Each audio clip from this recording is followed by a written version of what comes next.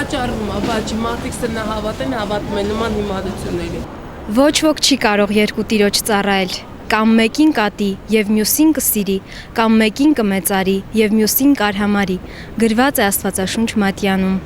Քրիստոնյա հայերիս ընտանիքում անպակաս է այնպիսի առարկաների առկայությունը, որոնք այսպես ասած հաջողություն են բերում, եւ որ ամենակարևորն է պահպանում են չար աչքից։ Աչքի ուլունքի պահպանության ներքո էլ քրիստոնյաներս մեզ պաշտպանված ենք զգում, բայց թե ինչից եւ ումից դժվար է հասկանալ։ Նախ աչքի ուլունք զարդը բնորոշ է մահմեդականներին, վերջիններիս համար այն պաշտպանիչ նշանակություն ունի, այն պաշտպանում է չար աչքից։ Թուրքիայում ամենուրեք կարելի է հանդիպել շենքերին, խանութներին փակցված մեծ չափի աչքի ուլունքներ։ Տրամաբանական է այն հարցը, թե մենք քրիստոնյա հայերս ինչու ենք կարևորում աչքի ուլունքը։ Հարցի պատասխանը կգտնենք պատմության էջերը թերթելիս։ Հազարավոր տարիներ առաջ հին հայերի համար աչքի ուլունքը հավատքային պաշտամունքային նշանակություն է ունեցել։ Հին աշխարհում, ինչպես հայտնի է, մարդը չէր կարող իր շրջապատում կատարվող տարաբնույթ երևույթներին՝ հիվանդություն, տարաժան մահ, ձախորդություն, դժվարություն եւ այլն, ռացիոնալ ու սպառիչ պատասխան տալ։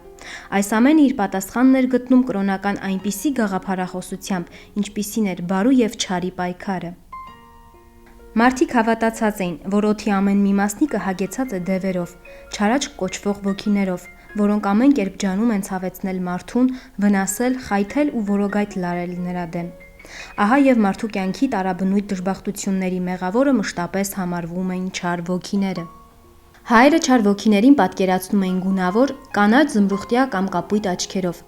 Արդյունքում կապուտաչյա մարդիկ հայերի համար դև, չար ոգի կրողներ էին համարվում եւ նրանցից հին հայերը միշտ խուսափում ու պաշտպանվում էին։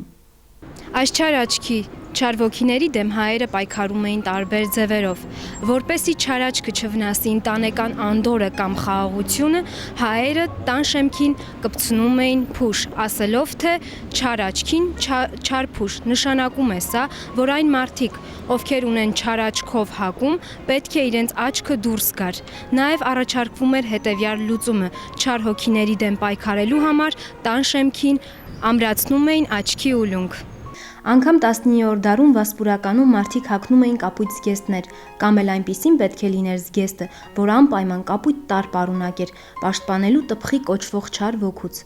Սասունում էլ տարածված էին կապույտ ծամակալները եւ արթուզարդը։ Գանք մեր օրեր։ 10 հայ ընտանիքից 5-ը իր տան շեմքին աչքի ուլունք է ամրացնում։ Այ ուզում եմ իմանալ, դուք հավատում եք աչքի ուլունքին։ Աչքի ուլունքին չեմ հավատում, բայց երբեմն այնքան վատ բաներ է պատահում, արդեն ինքս ինքան ոնց որ հավատամ վատ աչքին։ Դե երբեմն հա։ Իսկ նրա ազդեցությունը ինչին եք հավատում, որ նա ինչ։ Դրան չեմ տրվում, բայց հավատում եմ ինչ որտեղ։ Հավատում եք, որ ինչ կլինի։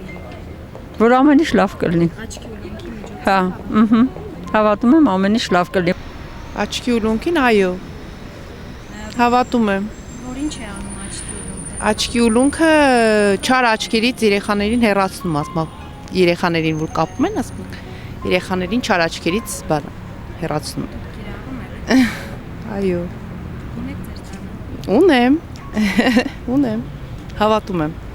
Սնահավատություն նշանակում է հավատք սին, դատարկ, անիմաստ ու փուչ բաների հանդեպ, այլ ոչ թե կենթանի հավատք առ Աստված, լիփրկության վստահությամբ ու լավատեսությամբ։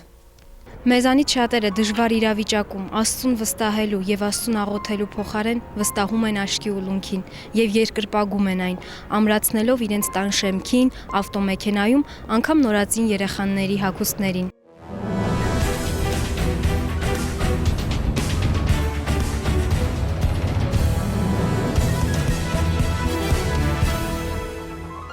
Աստվածաշունչ Մատյանում ասվում է. «Պիղծ խոսքերից եւ առասպելներից հրաժարվիր, եւ դու քեզ մարզիր աստվածապաշտությամբ»։ Ընդհանրական եկեղեցու ներկայացուցիչներ Սուրբ Հովան Ոսկեբերանը եւ Սուրբ Բարսեղմեծը, խոսելով սնահավատությունների մասին, գրեթե միաբերան հաստատում են, որ սնահավատությունը մեղքի այն տեսակն է, որով սատանան ծաղրի է ենթարկվում քրիստոնյային եւ ծիծաղում է նրա վրա։ Եվ իսկապես ծիծաղելի է, քանի որ Աստծո որդու խաչելության ու արյան գնով ազատության արժանացած քրիստոնյաներս շարունակում ենք շղթայված մնալ սնահավատության կապանքներով։ Հավատը մարդու կյանքում գործ է անում։ Զուր չէ ասված, մանանեխի չափ հավատը կարող է սարեր շուռ տալ։ Հավատը գործում է երկու դաշտում՝ եւ Աստծո եւ անօրենի։ Այստեղ զանազանություն է պետք։ Աչքի ուլուն կամրացնելով մենք փաստում ենք հետևյալը, որ Աստծո որդին չի խաչվել, մեր մեղքերը վեր չի առել, մենք անիծված ու մեղքերով լցված ենք եւ արժան չենք կյանք ունենալու։ Քրիստոսին նորից խաչը մի հանիր, նա արդեն խաչվել եւ քո մեղքերն էլ վեր է առել, պարզապես դու մոռացել ես կամ չես կարևորում դա, հիշիր եւ մտածիր այս մասին,